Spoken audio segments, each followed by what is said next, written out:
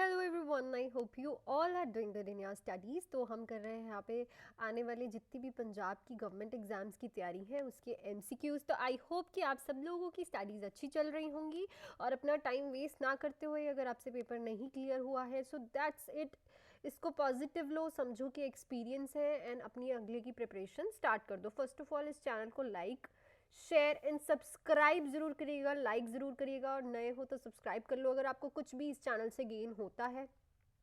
Like please करा करो ताकि मैं मोटिवेट होकर रोज़ आपको अच्छे से अच्छे एमसीक्यूज़ कराऊँ। हर तरह का एमसीक्यू यहाँ पे करवा रही हूँ। आने वाली डीएचएस, बीएफयूएचएस, डीआरएमई जो भी पोस्टें आने वाली हैं, सीएचओ, बहुत सारी पोस्टें आपको देखने वाली हैं अगले 6 मंथ्स में। तो फटाफट से उसकी प्रिपरेशन स्टार्ट कर दो। और अगर कोई भी बच्चा मेरे से गाइडेंस लेके प्रॉपरली बैचेस ज्वाइन करना चाहता है सो इस नंबर पर कॉल या फिर मैसेज करके कोई भी बैच जो है वो ज्वाइन कर सकता है। बहुत ही अच्छा बैचेस आपको मिलने वाले हैं। MCQ batch, important topic plus MCQ batch and full theory batch, 3 batches हमारे चल रहे हैं जिनका जो प्राइस है बहुत ही ज़्यादा अफोर्डेबल है। तो आप कोई भी बैच ज्वाइन कर सकते हो। एक एमसीक्यू बैच है, एक important topic plus MCQ batch है। लाइक आपकी थ्योरी कंप्लीट है, बस आप इंपॉर्टेंट टॉपिक्स पे ज़्यादा फोकस करना चाहते हो तो आप ये बैच कर सकते हो। अगर आप बेसिक से सीखना चाहते हो मेरे से तो आप ये वाला फुल थ्योरी बैच ले सकते हो। अगर आपकी थ्योरी कंप्लीट है, इंपॉर्टेंट टॉपिक भी आपको पता है तो आप एमसीक्यू बैच जो है वो रख सकते हो। मैं चाहूँगी कि अगर आपको जनरली चाहिए कि मेरे को पेपर क्लियर करना है और मुझे मेहनत करनी है तो आप बैच ज़रूर ज्वाइन कीजिए, क्योंकि आपको बहुत ही कम प्राइस में लाइक 800-900 रुपीज़ फॉर 3-4 मंथ्स के लिए आपको बहुत ही अच्छा जो है प्राइजेस मिलने वाले हैं बैचेस में। विदाउट एनी डिले अपने क्वेश्चंस पे चलते हैं। देखो क्वेश्चन इस नंबर पर आप पहले तो कॉल कर लीजिए, मैसेज कर लीजिए अगर आपको कोई भी बैच ज्वाइन करना है। तो चलिए चलते हैं अपने क्वेश्चन पे कि क्लाइंट है एक्यूट स्ट्रेस डिसऑर्डर में, has avoided feelings of anger toward her rapist, cannot verbally express them, then or suggest which of the following activities to assist the client with expressing her feeling। तो एक acute stress में client आया है, ठीक है, उसका rape हुआ है और जो रेपिस्ट है उस पर उसका बहुत सारा फीलिंग है, एंगर है बहुत ज़्यादा उसके लिए। तो अब वो एक्सप्रेस नहीं कर पा रही है वर्बली, मतलब बोल के उस एंगर को निकाल नहीं पा रही है। अब आप उसको कौन सी एक एक्टिविटी दोगे जिससे वो अपना एंगर जो है निकाल सकती है। वर्बली नहीं निकाल पा रही, मतलब बोल नहीं पा रही, तो आप और क्या करवाओगे? क्या आप उसे वर्किंग ऑन अ पजल कहोगे, writing in a journal, meditating, listening to music? तो देखो बहुत सारे लोगों को पता है कि बहुत सारे बच्चे जो हैं आजकल जर्नलिज्म करते हैं। जर्नलिज्म होता है कि आपको एक डायरी दी जाती है जिसमें आप अपनी फीलिंग्स लिखते हो, अपना पूरा दिन लिखते हो, ठीक है, उसमें आप अपनी चीज़ें एक्सप्रेस करते हो लिख के। देखो पजल के साथ तो वो कुछ भी एक्सप्रेस नहीं कर पाएगी, मेडिटेटिंग करके तो वो रिलैक्स हो जाएगी, पहले ही उसके मन में अंदर दबा हुआ है वो एंगर, हमें तो निकालना है वो, और म्यूज़िक से भी नहीं। तो वो अगर जर्नलिज्म करेंगी तो वो राइटिंग थ्रू राइटिंग रिटर्न लिख के वो सारी अपनी फीलिंग्स को जो है वो वोकलाइज अपने दिमाग से निकाल सकती है। आप उसे कुछ लिखने के लिए दोगे। आप देने वाले हो writing in the journal. Next question देखो, एक नर्स है, is conducting a focused assess for a GI system of a client with the burn injury but not should assess the client for. देखो एक नर्स है, focused assessment, ठीक है, burn वाला patient है, तो नर्स उसको किस चीज़ के लिए असेस करेगी? नॉट यहाँ से काट देना आप, ठीक है, नॉट नहीं आएगा, but should assess the client for, तो किस चीज़ के लिए आप उसको असेस करने वाले हो? Paralytic illness, gastric distension, हाइटल hernia, curling ulcer. देखो जब भी किसी पेशेंट को बर्न होता है तो उसके जीआई सिस्टम पे भी बहुत ज़्यादा इफेक्ट पड़ता है, जो उसकी गैस्ट्रिक सिक्रीशंस हैं वो बहुत इंक्रीज हो जाती हैं, बिकॉज क्या होता है इस पेशेंट में फ्लूइड एंड इलेक्ट्रोलाइट लॉस होता है। ये तो आपको पता है ना, फ्लूइड एंड इलेक्ट्रोलाइट लॉस होता है। बॉडी में ना फ्लूइड नहीं रहता, जिसकी वजह से बॉडी का टेम्परेचर मेंटेन नहीं रहता और बॉडी की जो सिक्रीशंस हैं वो क्या हो, डिल्यूट नहीं होती, और उसकी वजह से पेशेंट को कर्लिंग अल्सर्स देखे जाते हैं जीआई सिस्टम में। Paralytic illness and gastric distension आप उसमें देखते हो जिनको गैस्ट्राइटिस की प्रॉब्लम हो या फिर गैस्ट्रिक की कोई अपना कोई इशू हो। हाइटल हर्निया का इससे कोई लेना देना नहीं है, it's a curling ulcer, because patient के जो उसका स्टमक है उसकी सिक्रीशंस जो है ऐसे ही रह जाती हैं, ठीक है, बिकॉज ऑफ फ्लूइड लॉस, वो डिल्यूट नहीं हो पाती और वो सिक्रीशंस वहाँ पे कर्लिंग असर करती हैं। नेक्स्ट क्वेश्चन पे देखो, a client has been admitted with draining foot lesion, the nurse should do which of the following, select all that apply। एक client है, ठीक है, उसका फुट लीजन हो रखा है, मतलब उसके पैर पे चोट लग रखी है, जख्म हो रखा है जिससे पस या फिर कुछ ड्रेन कर रहा है, लिखा नहीं है कुछ क्या ड्रेन कर रहा है। तो अब आप इस पेशेंट के लिए क्या करोगे? Place the client in a room with a negative air pressure, admit the client to a semi private room, admit the client to a private room, poster contact isolation sign on a door, wear आएगा यहाँ पे, wear a protective gown while in a client's room, wear a free wear आएगा free gloves with provide direct care. So देखो क्या होता है कि जब भी आपके पास ऐसा पेशेंट आए और ऐसा क्वेश्चन आए, पहली बात तो क्वेश्चन पे चलते हैं, एमसीक्यू का पेपर दे रहे हैं हम।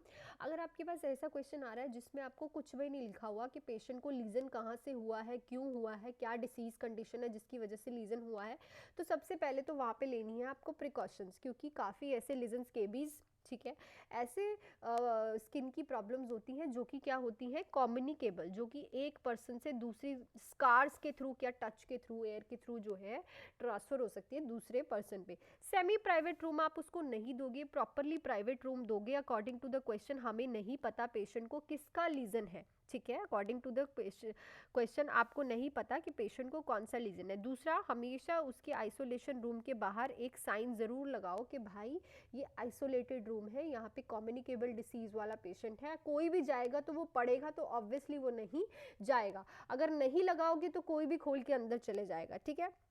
Wear a protective gown while in the client's room, so देखो हमेशा उसके रूम में एक प्रोटेक्टिव गाउन डाल के जाओ, बिकॉज क्या होता है जब आप इस पेशेंट को टच करते हो आपके कपड़ों पे या फिर कहीं भी, वो ड्रेन लग सकता है, जो गिर रहा है ना, उसके पस निकल रही है या फिर कोई भी फ्लूइड निकल रहा है तो वो आपके कपड़ों पे गिर सकता है, ठीक है। सो ये 3 ऑप्शन सही हैं। देखो कभी भी फ्री ग्लव्स जो है ना वो हम नॉर्मल ड्रेसिंग के लिए यूज़ करते हैं, जो लूज ग्लव्स आपने देखे होंगे ना, जो पैक्ड नहीं होते, ऐसे ही सारे इकट्ठे करके एक डब्बे में डाल के दे देते हैं आपको, वो उन पेशेंट्स और ड्रेसिंग्स के लिए जो नॉर्मल ड्रेसिंग्स होती हैं, नॉर्मल जो आपको काम करने होते हैं उनके लिए।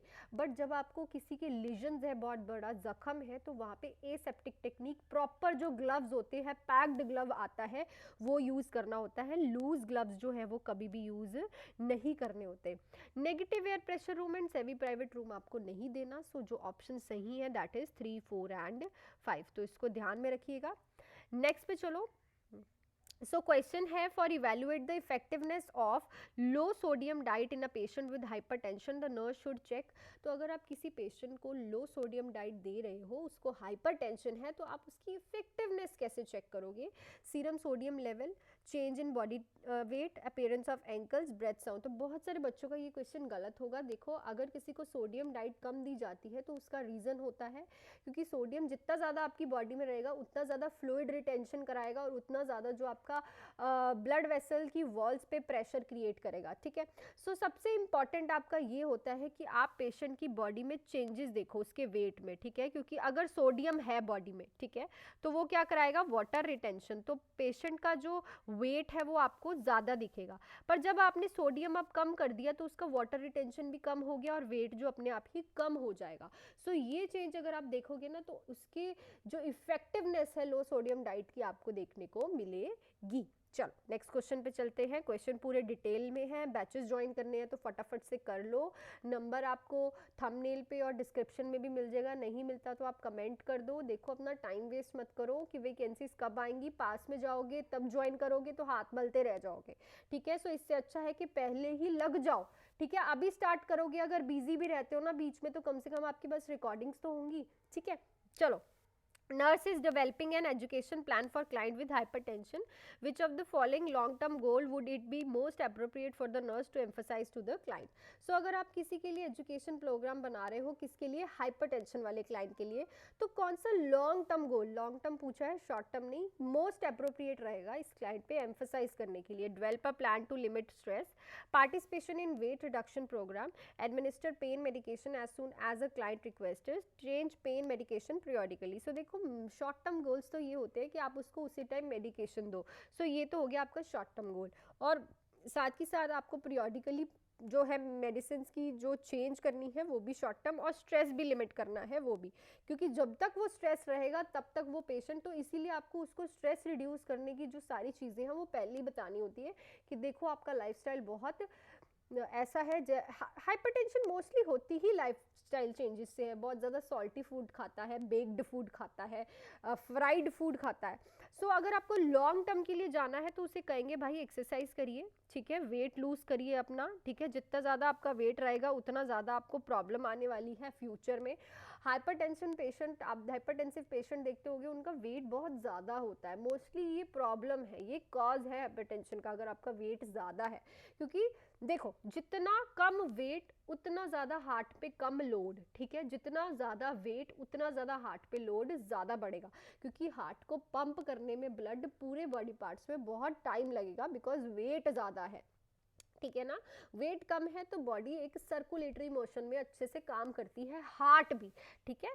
सो वेट रिडक्शन प्रोग्राम जो है वो लॉन्ग टर्म गोल में बिल्कुल परफेक्ट रहेगा। नेक्स्ट देखो, a client has just undergone insertion of a central Venus catheter at the bed side, the nurse would be sure to check the result of which of the following before increasing the flow rate of IV solution attached to the line। So आपने अभी अभी just patient के CVC line डाली है, central Venus catheter डाला है, ठीक है। अब आपको उसका आईवी चलाना है, तो आप चलाने से पहले, फ्लो रेट बढ़ाने से पहले क्या चेक करने वाले हो?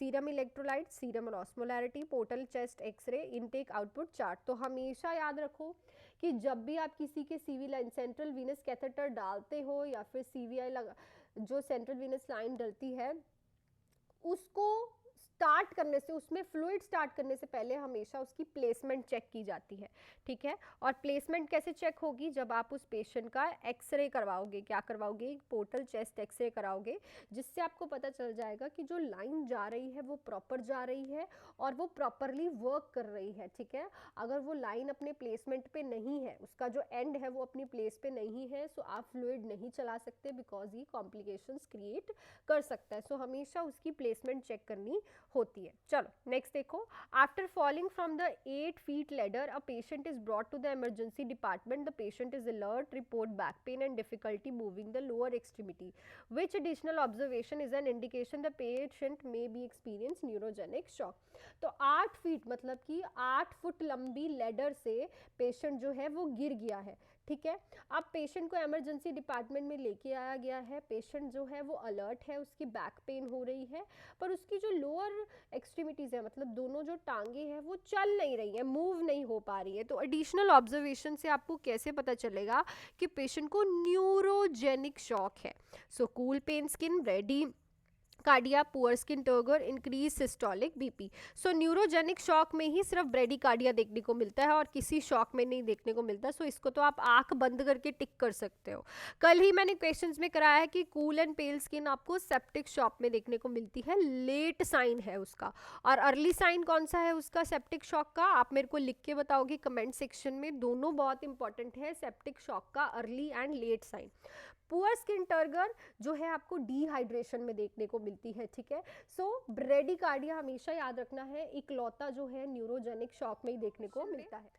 A client who has a motor vehicle accident has a fractured mandible. Surgery has been performed to immobilize the injury by wiring the jaw. In the immediate post-operative phase, the nurse should.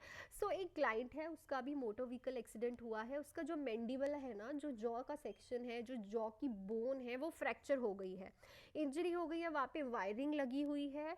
तो अब आप post operatively immediately क्या करोगे? prevent nausea vomiting, maintain a patent airway, provide frequent oral hygiene, establish a way for a client to communicate। so देखो इन ऐसे questions में आपको हमेशा ABC में जाना है, एयरवे, ब्रीदिंग एंड सर्कुलेशन, हमेशा उसका एयरवे क्लीन करो। क्यों करो? देखो ये पेशेंट के वायरिंग लगी हुई है, इमोबिलाइज करने में प्रॉब्लम आ रही है, इंजरी है उसे, ठीक है, और मेन बोन जो है माउथ की, ठीक है, मैंडिबल जो चलती है, ठीक है, नीचे वाली जॉ वाली, उसी में ही फ्रैक्चर है। तो मोस्टली चांसेस है स्पाज्म की वजह से एयरवे रुक जाए, सिक्रीशंस की वजह से एयरवे जो है वो प्रॉब्लम में आ जाए। सो एयरवे मेंटेन करोगे। काफ़ी बच्चों को लगेगा नॉजिया एंड वॉमिटिंग, बच्चे ऑपरेशन के बाद नॉजिया एंड वॉमिटिंग अभी नहीं होती अंटिल एंड अनलेस वो कुछ खाता नहीं है, ठीक है ना। सो ABC पे जाओ, airway, breathing and circulation. So that's it for these questions. I hope कि हर एक क्वेश्चन आपको बहुत ही अच्छे से समझ आया हो, और अगर क्वेश्चन अच्छे लगे हैं तो वीडियो को प्लीज़ लाइक कीजिए मेरे लिए, ताकि मैं रोज़ आपके लिए क्वेश्चंस लेके आऊँ। और अगर अब आपको बैच ज्वाइन करना है, ठीक है, मेरे से अच्छे से गाइडेंस में पढ़ना है, सो आप बैच ज्वाइन कर सकते हैं, मेरे से बात कर सकते हैं इस नंबर पे कॉल या फिर मैसेज करके। मैसेज भी कर सकते हो, कॉल भी कर सकते हो। MCQ बैच जो है वो सिर्फ 800 रुपीज़ का है। 2 मंथ्स तक आपको हर एक टॉपिक वाइज MCQ करवाऊंगी, इंपॉर्टेंट टॉपिक प्लस MCQ। काफ़ियों को लगता है कि हमारी थ्योरी कंप्लीट है, बस हमें इंपॉर्टेंट टॉपिक्स नहीं पता, उन पे फोकस करना है, MCQ करने हैं।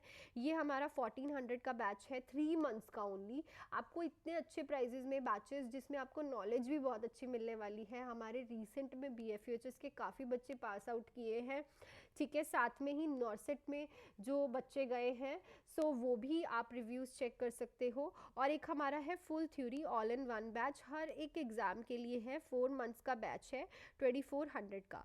So that's it for this video. मिलती हूँ आपके साथ कल एक नए क्वेश्चंस के साथ, तब तक के लिए अच्छे से पढ़ो, all the best and do hard work, bye.